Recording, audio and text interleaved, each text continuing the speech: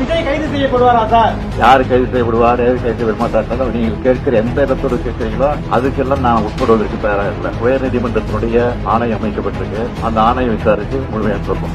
இதுக்கிடையில நீங்க கேட்கிற மாதிரி அரசியல் நோக்கத்தோடு எதையும் சொல்ல நான் விரும்பல. திருப்பி தான் சொல்ல போறேன். ஆனா ஆணையம் அதுக்காக அமைச்சிருக்கிறோம். ஆணையத்தின் மூலமாக உண்மை வெளிவரும். அந்த உண்மை வெளிவருகிறவர் நிச்சயமாக உரிய நடவடிக்கை எடுக்கப்படும். இதெல்லாம் நீங்க அவர்கிட்ட கேட்கணும். தயவுசெய்து அவரே கொஞ்சம் 2-3 கேள்வி கேளுங்க. அவரும் வராரு உங்களை எல்லாம் பார்த்துட்டு தான் போறாரு. தயவுசெய்து அவரே கொஞ்சம் 2-3 கேள்வி கேளுங்க. அவங்க கிட்ட ரிக்வெஸ்ட் பண்றோம். சில விஷயங்களை பண்ணாதீங்க, மரத்து மேல ஏறாதீங்க, பொதுமக்கள் இடையூறா இருக்காதீங்க, பல விஷயங்களை சொல்றோம். இதற்கு மேல கட்டுப்படுத்துவது அந்த பர்டிகுலர் இயக்கத்துடைய தலைவருடைய 2ஆம் கட்ட தலைவர்களுடைய அவங்களுடைய பொறுப்பு.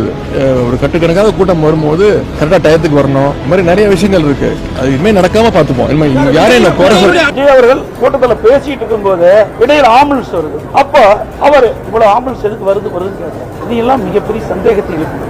ஆக அயங்கி விழுதுன்னு அவருக்கு எப்படி ஆம்புலன்ஸ்காரங்க தெரியும்? கூட்டம் நடத்துறாங்க, மேல இருக்கிறாங்க. மேல ஏறி பாத்தீங்கன்னா எல்லாமே தெரியும். நானும் கூட்டத்தில் போய் 163 தொகுதிக்கு போயிட்டு வந்திருக்கிறேன். மேல இருந்து பார்த்தா எல்லாமே தெரியும். முன்கூட்டியே பல ஆம்புலன்ஸ் விரைந்து சைலண்ட்ல ஒளியில வந்துகிட்டு இருக்கும்போது அவர் சொல்றாரு, எதுக்கு இந்த ஆம்புலன்ஸ் வருதுன்னு அவர் அந்த கூட்டத்திலேயே பேசுறது தொலைக்காட்சியில பார்த்து இதெல்லாம் ஒரு சந்தேகம் இருக்குது. இதெல்லாம் ஒரு முழுமையாக விசாரிக்கப்பட வேண்டும் என்பதுதான்.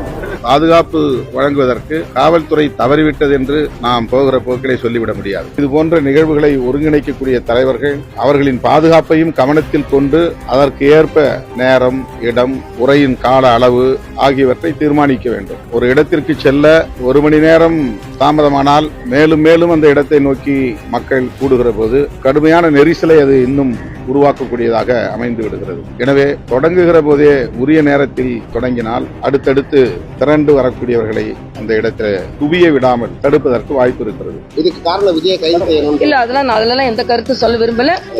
அதெல்லாம் நான் கருத்து சொல்ல விரும்பல. உயிரிழப்புகள் நடந்திருக்க கூடாது என்பதுதான். மக்களோடு நாம் இருக்கிறோம். அவ்வளவுதான். அதனாலதான் சொன்னேன், சென்சேஷனலா இருக்கிறத விட இந்த நேரத்தில் சென்ஸா இருக்கணும். இங்க தப்பு அங்க தப்பு அப்படின்றத விட நடந்தது தப்பு. இது ரொம்ப மனம் வேதனையானது. அதனால மன வேதனையை பகிர்ந்து கொள்ளும். இது தவறான ஒரு முன்னுதாரணம். இனிமேல் இது மாதிரி நடக்கக்கூடாதுன்றதை மட்டும் சொல்றேன். ஏன்னா நான் கேப்டன் கூடயே இருந்தவ 1990 எங்க கல்யாணம் ஆனதுல இருந்து எவ்வளவு பெரிய ஒரு கிரௌடோட தான் கேப்டன் கூட நான் போயிருக்கேன் எல்லா இடத்துக்கும். பட் இது ரொம்ப ரொம்ப எல்லாருக்கும் மனசு கஷ்டமா இருக்கு. குழந்தைங்கள்ல இருந்து இளைஞர்கள், பெண்கள் எல்லாம் இறந்து இருக்காங்க. சோ இது நம்ம எப்படி சொல்றதுன்னு எனக்கு தெரியல. ரொம்ப ரொம்ப ஒரு துயரமான ஒரு சம்பவம் இன்னைக்கு தமிழ்நாட்டில் நடந்திருக்கு. நடிகர் விஜய் அவர்கள் கிட்டத்தட்ட 7 மணி நேரம் தாமதமாக வந்தார்கள் என்று அது ஒரு காரணமாக சொல்கிறார்கள். மின்தடை ஏற்பட்டது என்று சொன்னார்கள். இதெல்லாம் வருகின்ற செய்திகள். இந்த நேரத்தில் யாரும் நான் குறை